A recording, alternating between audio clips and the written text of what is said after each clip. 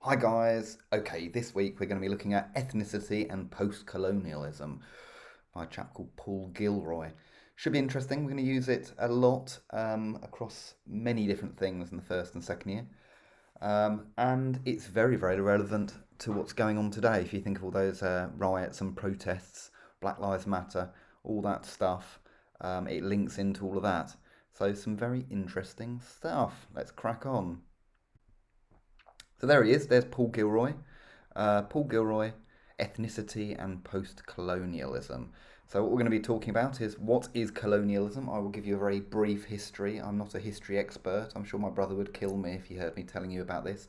Factually inaccurate. He's a historian and a lawyer. Very clever. But I will do my best. So I'm going to tell you a little bit about what colonialism is. How has this affected representation, particularly in the media, and where we can see this today, and how we're going to be using it. Okay, so it's not as long as last week. Last week was a bit of a marathon. This does link into last week's a bit, particularly with bell hooks, but we will get through it relatively quickly. So let's crack on. What is colonialism? So some of you might do. So here we go. You probably saw some of these images during the lockdown. This was in Bristol. Do you remember this? So you had a big Black Lives Matter protests in Bristol, and they pulled down the statue of Edward Colston and threw him in the river. So I don't know if you saw that. It's worth googling it, and I would like you to have a quick investigation. Actually, that's going to be one of the tasks that you need to do on the worksheet later, which is to investigate what happened in Bristol. There's a few videos on YouTube, there's a couple of news stories, so it's worth, watching them and maybe just write a little line or two saying what happened and why those statues should be pulled down or why people feel they should be pulled down. What are your feelings on this? Do you think the statues should be pulled down? Do you think that it's a bit more complicated? I don't know. Anyway, yeah, so have a look into that. Edward Colston, the Bristol statue, Black Lives Matter. Maybe write a couple of paragraphs. You'll see it on the worksheet. So it's not just Edward Colston that's been toppled. This is happening all over the world. So you can see some other statues here, and it's basically about readdressing the history, both in all over the world, but I guess in England and America primarily, a history where we have sort of celebrated people who were what's the word, sort of slave traders, people who had people in slavery. Should there be statues of these people up? It's very dodgy, isn't it? Very, very dodgy. I would say the answer is probably no. We shouldn't have these statues up. So,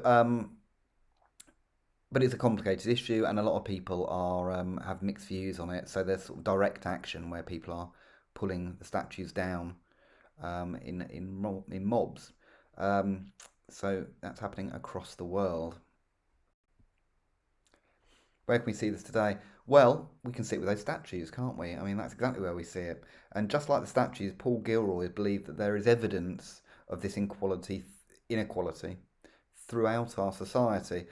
For us as media students, it is important to see where it occurs in the media and how it may affect representations of ethnicity.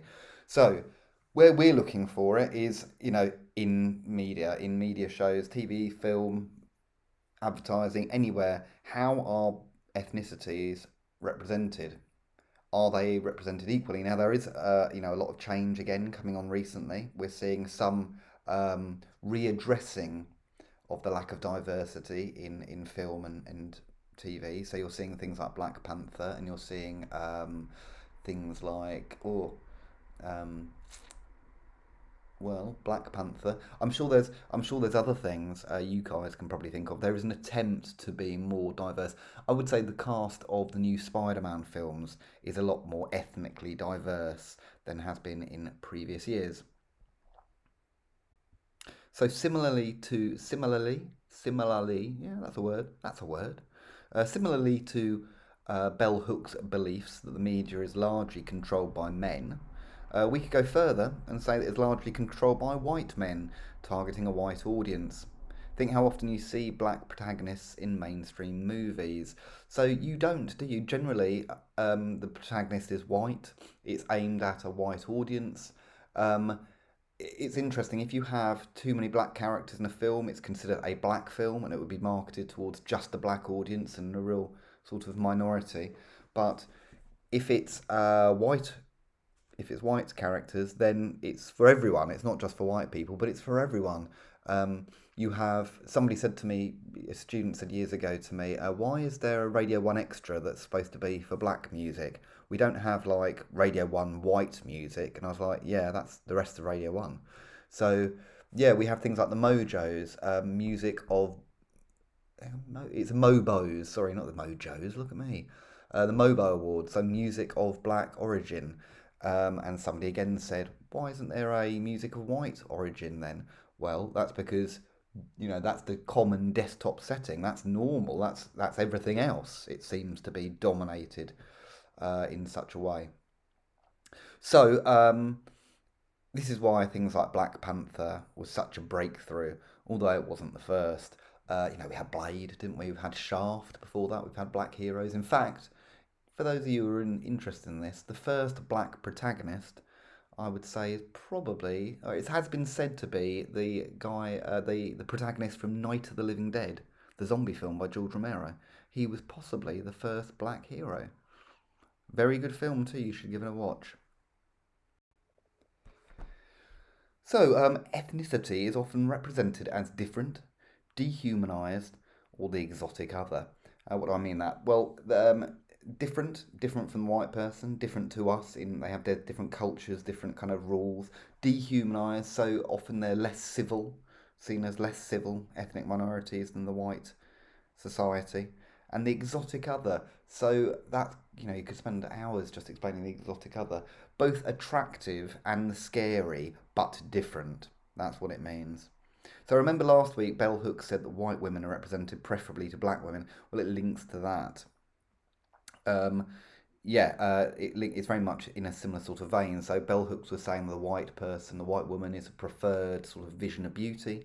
Um, well, you can see that across all the media with white people against sort of ethnicity. Think for a moment of how black people and other ethnicities may be represented in the media. Think of some common words or some common representations. So maybe you want to pause it here and just think, how are black people represented in the media? Can I think of any characters from films or TVs? What seems to be their common characteristics? What seems to be their common traits? Is there common themes? Hmm. Let's move on and see. So there's Mr. T or B.A. Baracus from the A Team. Um, One of my favourite shows as a kid. But he kind of it gives a good example of how black people have been represented in the past and still to this day to some extent. I mean, frequently black people are represented as the body, so very physical, physically strong, muscular, or just good at sports. But they are sort of reduced to the body, so a lot of focus is on the black body. Um, it's almost like by saying they're physically good, it's excluding the fact that they might be intelligent. So it's like a focus on the physical. It might sound like a compliment, saying, "Oh, look, um, black characters always represented as tough and strong or good at sports." Yeah, but what are you excluding? What's being excluded? You know. So there's not often sort of Mr. T. If you look at him, he was in the A team. He was the hard man, the kind of the muscle. He was good with cars, but he wasn't the person thinking up the schemes. I mean, he spoke almost sort of fairly primitively. I pity the fool. I pity the fool. Stuff like that. It was, it's kind of you could almost say he's reinforcing racist stereotypes. If you're not familiar, take a long look at the intro. Take a long. That needs to be corrected. So take a look at the intro. Dear me, Alex. Take a look at the intro of the 80s TV show The A-Team. Do you see this happening? So yeah, pause it. I'm going to put the trailer in your worksheet. There's a couple of bits of work I want you to do. One is researching that Edward Colston statue. The other is watching the intro to The A-Team and applying this theory. How is Mr. T, B.A. Baracus, being represented as opposed to the other characters in that show? Have a look how he's introduced in the credits. What do you think? If you've watched Tarantino's Django Unchained, you may have also noticed a lot of focus on his body there as well. So there's a lot of focus on the body in Django Unchained. It's yeah, really prevalent. This can be seen in many representations. So you won't just see it in a couple of things. You should be able to notice it in a load of things, and we'll see it in the texts that we look at throughout the year. Ghostbusters. So this was a bit of a sort of dumpster fire of a film. Um, But not because the cast, more just because the writing was so bad. But I don't know if any of you saw it, but this was Patty from Ghostbusters. I think her name was Patty. But I watched this film and I'm kind of shocked that they made so many mistakes in it that they made from the first film, really. So take a look at Patty. How has she been represented? Well, she works in the subway. She is the only one who is not a doctor and didn't have university education in the film. She is physically big and not very feminine, so she's kind of, clumsy in the film quite a lot. And she's physically big.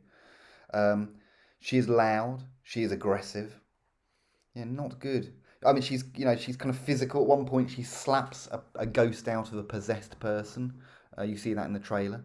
Good job, Sony. Good job. Well done. So, very limited representations here. Not good at all. Again, you might want to watch the trailer for Ghostbusters. I'll put that on the task sheet, and maybe make a couple of notes about how you think she's been represented. So when do we use this? We should be aware of this theory in the current climate and be very aware of how our current society has been shaped by the crimes of the colonial times. Even our crown jewels and all of our riches were stolen from other countries. They had sticks to defend themselves, and we had guns. Shameful, but true. Utterly true. Yeah. We went over there. We stole all their diamonds and their jewels and their gold, and we had guns and we were bullies, and it's really shameful. And we should be aware of all of that. And you need to think about that when you see the Black Lives Matter protests and you see people campaigning to get statues pulled down. These are all the things that you should be thinking about. Think about how representations in the media have been shaped by this. Keep a lookout for this in all the media you consume. So from now on, when you see representations of black people, blackness in the media, or any ethnicity, what are they saying about this culture? Where are they? Where are they living? Are they always living in sort of the hood, or in what's the word? Not the hood. In urban areas, in sort of ghettos. Are they always being represented like that? Are they always seen as sort of criminals, or streetwise, or sort of, I don't know. Be aware of how these people are being represented. Maybe they're being represented as charity cases, desperately in need of our help. I mean, we're going to see a lot of that actually in water aid, which is one of the other things. So, going on to the last line, we will be using this closely when looking at water aid. So, yeah, there's a charity advert there where it looks like, the ethnicities are desperate for the white man's help, possibly. Formation. Maybe in Formation, Beyonce is trying to readdress some of the colonialism by wearing some of the clothes, taking the power back, supposedly. Assassin's Creed, where we see the first black female protagonist in the franchise, and Black Panther, which is one of the first black superhero films. But I mean, Blade came out in the 90s. I know that. You know that, guys. And there was other black exploitation films in the 70s. And I told you, didn't I, about Night of the Living Dead? That was in the 60s. And there's Eazy-E, the Compton Thugster. Isn't he cool? I thought I'd include him just because he's a bit of a personal hero. Thank you for watching. Now complete the worksheets, and I'll see you in class. So, if you need to watch that again, I think you've got it. I mean, basically, just think about how ethnicities are being represented, particularly black culture, and what is the representation saying, and could this be down to the inequality that is in our society due to the colonial times? Thank you very, very much, guys. Hope you enjoyed it. Any feedback would be great, and I will see you very soon. Bye.